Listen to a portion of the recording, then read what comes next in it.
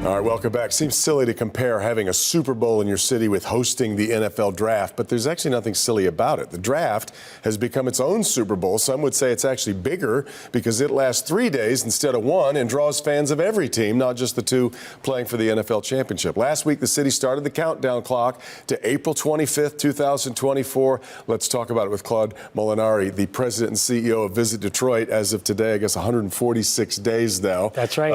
Until the draft. Do I overstate it, or has it become bigger than the Super Bowl in a weird way? No, it is bigger in a lot of respects, especially for the host city, because whereas the Super Bowl can host like 60 to 70 to maybe 80,000 people, the NFL draft will host 300, 400, maybe a couple 100,000 more. Yeah, really daunting. But that's also led to a lot of people's questions about you and the mayor. Everybody was making it clear the other day that what we want to do is connect it to the city in ways that Kansas City and other cities haven't quite. It's been sort of separate. But the question is, how do you get that many people? Campus Martius is a great centerpiece of Detroit, but can you get that many people there? Well, we saw for tree lighting with the DDP that we could get 100,000 people in there, and certainly for opening day of baseball, where we are out in Grand Circus Park. But again, when we activate the entire city, and we're going to use Beacon Park, Capitol Park, Grand Circus Park for ancillary areas, same experience with video and audio, but it's going to be able to spread it out because we are going to draw a lot of people here. No doubt about it. Do we, and this is the question that you get asked a million times, and it's not only about this event, it's about anyone, but will we have enough hotel rooms to satisfy this massive demand? Certainly not in downtown Detroit, but within Oakland, Wayne, and Macomb County, we have 45,000 hotel rooms, and they'll be spread out. So one of the real benefits of an event like this is the compression out into all the suburbs is going to be wonderful for all of our partners, especially our hotel partners. Mayor also talked about how important it was, though, as much as we want to cater to all of these visitors coming from elsewhere and make a great impression on them, as we did with the Super Bowl, as a matter of fact, we also want this to be for the people who live here, for Detroiters. It's got to be an inclusive event, and we're not just talking for fans. We're also talking about for businesses and people that want to work. There's great partnerships, and anyone can go to visitdetroit.com and click on the links to become either an NFL partner or a teammate, because they don't have volunteers, they have teammates, so you can be paid for that. And then also small businesses, and we've worked with over 30 businesses right now that are pre-qualified to work with the National Football League on the draft, and we're going to use that as a springboard to help these businesses move into another upper echelon for their business needs. Yeah. I got a couple of questions last week from people wanting to know, how do I get involved? What do they need if I want to be one of these team members or a volunteer, whatever it is? What all do they need, and how many do they need? Well, we're going to have somewhere around 4,000 to 5,000 volunteers that are going to be, or teammates that are going to be involved in this. That's an army. And it all starts with, you go to visitdetroit.com, and then there's a bunch of links to get everybody to where they need to be, and whatever your willingness and desire to be involved in, you can find it on our website and go, and it'll track you right to the NFL's websites, their Business Connect program. So there's a lot at play, and we're excited about what's going to happen. I don't even want to ask about this because I don't want it to be an issue, but security is a mammoth task right now for any big public gathering anywhere in America.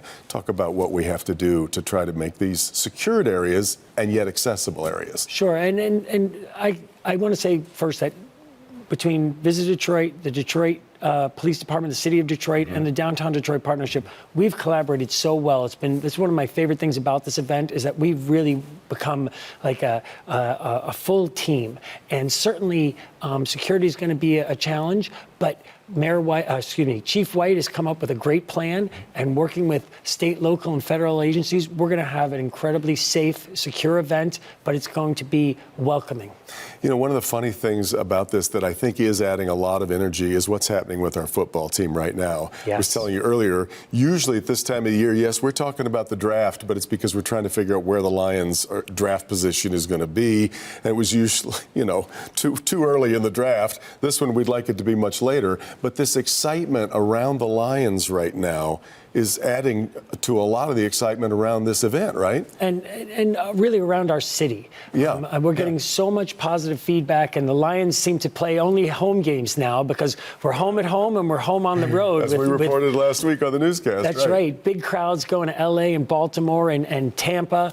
And I think that it just builds on that momentum about Detroit as an evolving situation. In the past, there's a lot of negative perceptions of Detroit and negative perceptions of our football team, and both are rising at the same time. It's a perfect scenario. Really fun. We're going to see a lot of Honolulu Blue later on today in New Orleans, I imagine, as well. Now, we've hosted now quite a few big events, Final Four, Super Bowl. What have we learned not to do?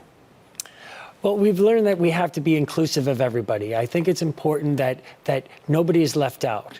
And one of the great things about the NFL draft is free event. So it's free for everybody to come, and we want to include everybody in it. And I think that's one of the most critical factors is that no matter where you are, if you're a suburbanite or a city of Detroit person, that you feel that this is for you, that you're welcome. And that's one of the things that's really important to us. Another thing that they did not have to worry about in Las Vegas, and probably not quite as much in Kansas City, I don't want to bring it up. It's kind of like security. I don't want to jinx it. But weather in Detroit in April can be really anything. It could be 75 and sunny. True. It could be snowy. That's very true. So you've got to make a lot of sort of plans to deal with the unknown. Well, the National Football League in most stadiums, we're blessed to have this beautiful indoor dome stadium, but most of the teams play outdoors, and it's blazing hot in September, and it's very cold in January, and whatever happens, we're going to be ready for it, and the NFL and their fans are a hardy bunch. No doubt about it. Lastly, can we put a number? Do we know about what this is going to mean economic impact for the city? Well, in Kansas City, it was almost $165 million in economic impact. You started talking about real money there, Claude. And one of the things about Kansas City is nobody could really drive from another NFL city to Kansas City unless there's like 10-hour drive. True. We have 6 NFL cities within a 4-hour drive of Detroit, and 13 that are closer than Kansas City was. So we're expecting a lot of fans. It's going to be so exciting. Claude, thanks so much. I know we'll talk about it more very soon. Thanks for being here.